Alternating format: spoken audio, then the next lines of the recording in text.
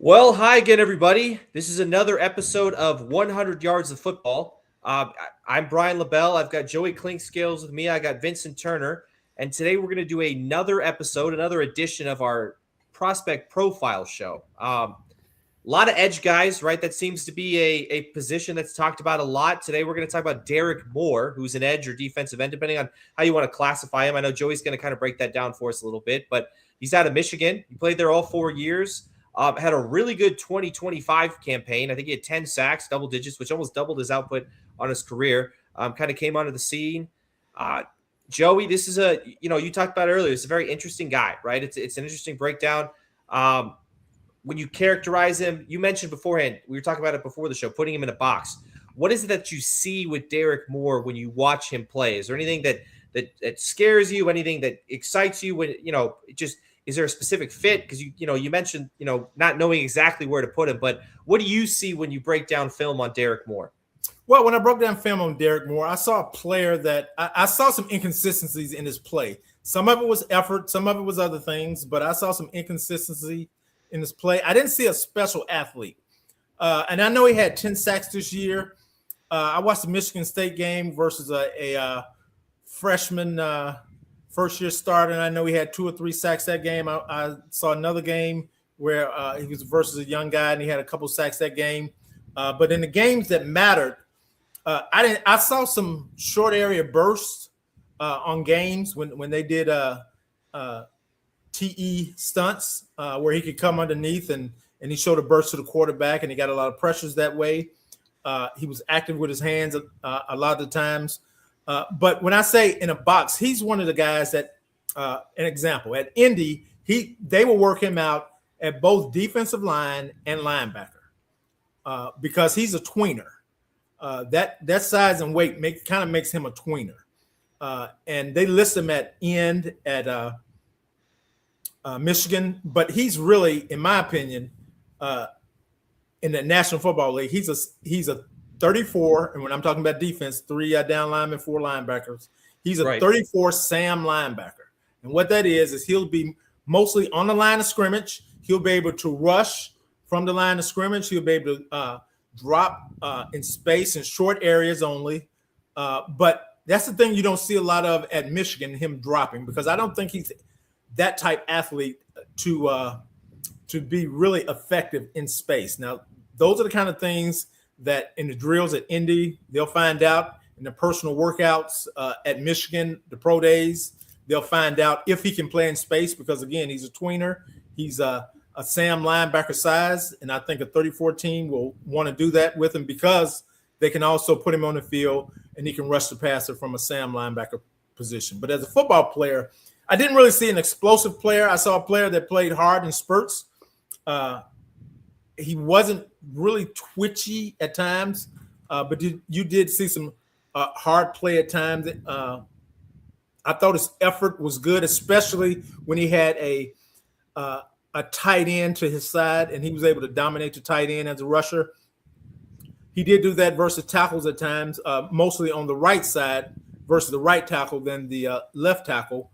But there were other times where you wish he got off blocks better, where he used his hands better. You didn't see great change of direction at times. It's like once he got locked up, he kind of accepted the pressure and didn't try to fight through it. So there were some things in this game that you knew he could do it. You just didn't see it with any kind of with consistency at times. And maybe that was the totality of the Michigan season this year, that you had too many players kind of with the same mindset of Derrick, because Derrick was a captain this year, and you would think a captain, someone that would see on their chest, would play, with the hair on fire all game long. And there were spurts when he did, and there were other spurts where you wish he would have played harder. Is that more so just kind of a going through the motions thing? Maybe because Michigan was underachieving and, just kind of, hey, I'm trying to get to the pros. I'm trying to get to the next level. Not necessarily a character thing, right? Maybe it's just something you write off. But, I mean, is that alarming for you as a scout if you kind of see that to say, hey, this guy's maybe taking some plays off? Maybe there's just some consistency there with not running around with your hair on fire. I know, look, you're not going to do it every single play, but, when it's noticeable like that, it becomes a problem, does it not? Well, it's a football character thing. It's not a personal character, but it is a football Right. character thing because guess what? Every play is on tape. So Yeah. when you go into the film room on Sunday, well, when you're in Michigan, you play Saturday. You go to the film room on Sunday. These things have been pointed out. You're staying blocked too long. Why aren't you using your hands? Why aren't you fighting through pressure? This lineman is pulling, and you take them on with your inside shoulder, have the outside shoulder free, show your ability to get upfield, make a tackle, or you're being blocked. Are you seeing what's going on? Are you leveraging the guy with your hands and fighting through pressure? So there are a lot of things that happen that, and I'm not saying he did it all the time because he didn't, but he did it enough to where it was noticeable. And I'm talking about it today. So that's what I'm saying. I'm not sure he's physical enough to be categorized as a defensive lineman. Okay. But that being said, he has the prototypical size of a Sam linebacker, which you would stand him up. And again, the thing that he probably does best, which is rush the passer, he's able to do that from a Sam linebacker position. So he can't be a wheel linebacker because I don't think he's athletic enough and play in space well enough to do that. And he from a Sam linebacker position, maybe he can cover a back out of the backfield in short area, in the curl to flat area, so he can do some of those things. So it'll be interesting how the teams see him as the process goes along. It'll be interesting to see how he works out at the combine for you, for all you viewers that watch the combine on TV. You're looking at this player, you can see because I assure you he'll be during the linebackers drills as well as the defensive line drills. You can kind of keep up with him, follow him, and see how he's working out from a linebacker position. You can see if he has any hip fluidity, change direction, quickness, all those things that you need to be a linebacker. I think it's the versatility maybe that helps his game next level, right? Being able to do a little bit of both, or a 3-4 scheme where he's maybe going to thrive a little bit more. Vincent, is there anything when you watch him, right? You're the comparison guy, right? You've had a comparison for every guy we talked about tonight. Is there anything that you look at and you see maybe, hey, he reminds me a little bit of this, or some of the positives, maybe some of the negatives in his game that you can kind of recognize when you were watching him play and you were breaking down film when it comes to Derrick Moore? Well, like I said, I look at it from a perspective a little more of that I want to see the more positives to him as a player. But I can tell you this: he's from B. Moore, Baltimore, Maryland. Yeah, He he went is. to he went to St. Francis Academy. Can I say the Wire? Tough people come out of B. Moore, man. You know what I'm Yeah, saying? He went to the same high school as I know a lot of people probably don't like her, but Angel Reese, who's a star in the WNBA, her brother yeah, Julian Reese, that played basketball in Maryland. He was teammates with Blake Horn. He was teammates with the young man that played outstanding ball in Indiana this year, Elijah Sargent. The young man is with Tampa Bay right now. They went in the second round out of University of Alabama, Chris Braswell. The yep, young man that was a quarterback down at Mississippi State and LSU, Michael Van Buren, that's transferred to South Florida. So when you talk about Baltimore and you talking about St. Francis Academy, which is a huge football program, a school that goes play everybody, the guys coming from a situation that, hey, it's meanness and toughness. But when I seen them play, most of I was looking at him being a guy that at times, and Joy brought up a good point, he's well inconsistent, but he got a nasty streak. He was very competitive at certain times. And maybe, as you said, Brian, when Michigan not performing at a high level, he might just said, hey, we're not going to win the Big Ten this year. Why not? Let me take some plays off or whatever. But he was first team All Big Ten. He had his best career year this year with, I think, 10 sacks. But yeah. when I look at Mr. Derrick, I don't want nobody to explode. I think about him old school. Not an athletic guy, but, man, when he get the rushing the passer, like I said, I don't want nobody to explode because he was a 3-4 guy, Charles Haley. And he reminds me of another guy out of our great home state, me and Joey. Now, nobody knew what this guy was going to do in the sixth round, but I saw this guy play at Tennessee State. He was about 260. He was kind of lean, but all he did was get into the pass, get into the guard. He got a little bit to me of old school Richard Dent. I'm gonna leave it at that and give it back to y'all. I hope nobody lost the head gasket. But I'm just saying I love this guy because when he got his game on, he can get after the passer. No question about it. Back to you, gentlemen. Well, Joey, is there anything that you look at his game and say, hey, I think that's going to translate well at the next level, right? I think if he can do this well, if he can kind of improve a little bit on this, or maybe something he already has, some teams can be very happy and, have him playing that Sam in a 3-4 scheme. When you watch him play, is that why you see him there? Because you say, hey, I think there's some stuff he can do here that'll really help teams in the NFL win football games? Or is it just more so based on his overall skill set? You kind of put him there and say, hey, I think, if he's going to be effective, he's going to have to go here. Well, I think the best thing he does is go forward. That means rushing the passer. Now he needs to improve his hand use. Now, a couple games you've seen, he can get on the guy's edge. He can bend his shoulder. He can go to the quarterback. There are times, again, with a lot of stunts and twists that the Michigan defensive line uses. You can see him getting underneath and pretty much going unblocked to the quarterback. I would like for him to be better athletically, to be able to sink his hips and bend better. I think he's pretty erect as a rusher. So all those things in the NFL, when you get a offensive lineman that's aware that this twist is coming and puts his big hand in the middle of his chest to stop that rush, those are the things. So he has to improve a power base, and that comes with his hips and his leverage. Make himself a small target when you're rushing the passer. Anybody can hit a target that's high, but he's got to be able to become more flexible, bend better, and make himself smaller as he's getting around that tackle or that tight end who's trying to block him. So I think the best thing he does now is go forward. He's got to improve athletically to be a really effective player. He's got to improve his effort consistently. But I'm not going to say he can't make it. I mean, I think he'll be a 3rd or 4th round pick. I would be surprised if he went much higher than that. He's had production this year, especially with 10 sacks. I think he's got 21 career sacks at Michigan. He was a captain, so that tells you about the kind of person they think he is. It's a big deal, yeah. Yeah, the work ethic that he has, all those things. When your teammates and the coaching staff make you a captain, they think very highly of you. So all those things weigh in his favor. I just think more consistency and figuring out what his true position is. Okay, if he's going to be a defensive end, he's probably going to have to add weight, get bigger, and obviously get stronger. If he's going to be a linebacker, he's going to have to show that he's a better athlete than what we've seen on tape. And that's not to say that he's not. He just wasn't in the position at Michigan to do those athletic things that a linebacker did. If they've already recruited guys that can do that, then obviously they aren't going to ask him to do it. But that doesn't mean he can't do it.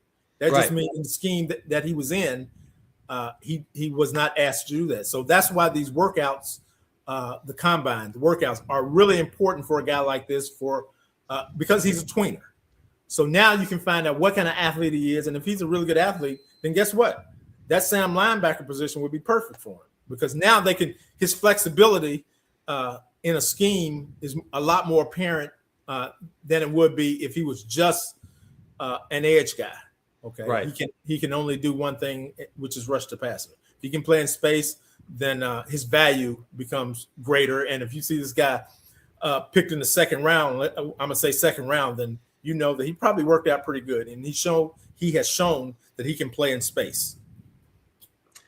Vincent, he had a ton of success at the collegiate level, right? Had a phenomenal career, a lot of wins, a lot of big wins. I think he only had the one loss to Ohio State.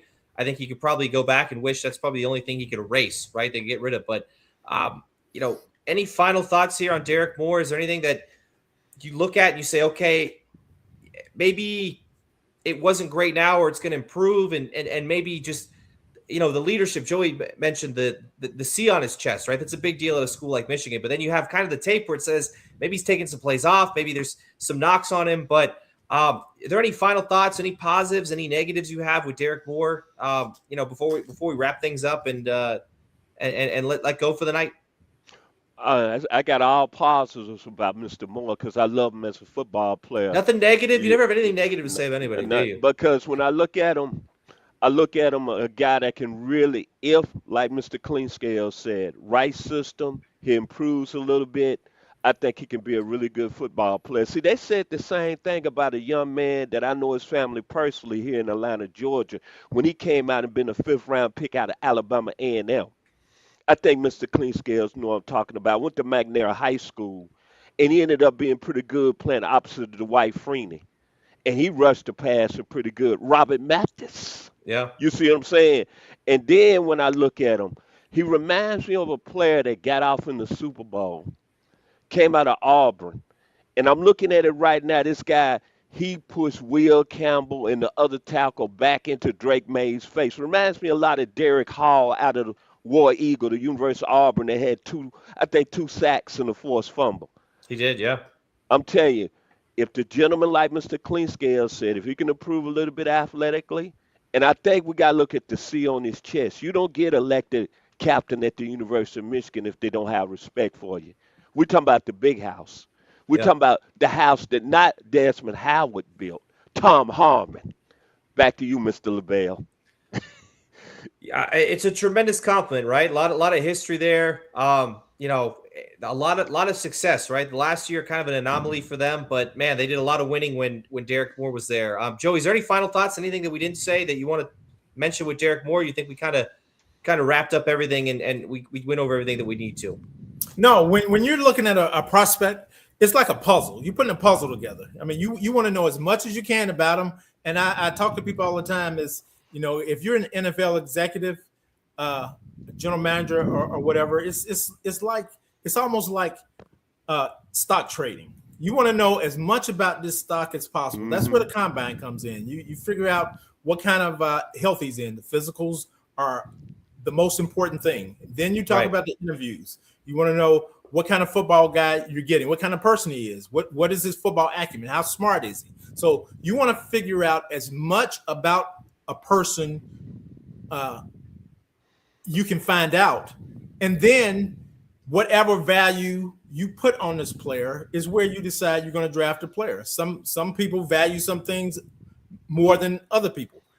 But what you have to decide is, where is your comfort zone with the player? Is that comfort zone in the second round because he lacked XYZ? Is your comfort area the third round? Is it in the fifth round? Is it as a free agent and let him, because of everything you've seen and everything you've known and all the background and the whole puzzle you put together, that you don't want to invest in that in the front end, you rather invest in the back end, which is what the draft is about. What's your investment in this player? If you're a first round player, then at least one team is willing to invest a whole lot in you.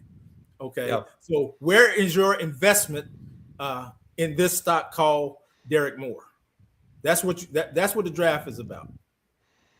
You know, and you're not always going to get a return immediately, right? Sometimes It takes time. You got to give them time. You know, they got to come in, they got to adapt, they got to get comfortable, and you got to give them time to succeed. Or, hey, they're going to fail too, right? You're going to have some bad snaps, you're going to have some good snaps, and as long as you got the right coaching, I think that's important, right? Right scheme fit, everything, and he's moving in the right direction. I think there's potential for all these guys, and listen, Derrick Moore was a great player at a great school, right? Has a national championship. Not a lot of guys can say that. A lot of success. And I think teams are going to be looking at that. I think teams are going to process that and say, hey, he's an interesting prospect. We think maybe he can do a lot of different things to help our defense. We can move him around. But I think everything we need to talk about with Derrick Moore, I think we kind of touched on it. That's going to be it for us here at 100 Yards of Football, our draft prospect show. Derrick Moore, defensive end / edge, or wherever they end up picking him, where they put him at Sam linebacker. If a team finds a need, they have a fit for him, and he works out well at the combine, I think he could fit with a lot of different defenses. Thank you guys for watching. If you see us on YouTube, if you don't mind commenting, liking the video, subscribing, all the different things, you can find our podcast anywhere that podcasts can be found, whether it's Apple, Believe is a popular podcast network for us. For me, I've been Brian LeBel, Joey Clinkscales, Vincent Turner. Thank you guys so much for watching. We'll be back probably same time next week to break down 3 new athletes, and we look forward to seeing you guys then.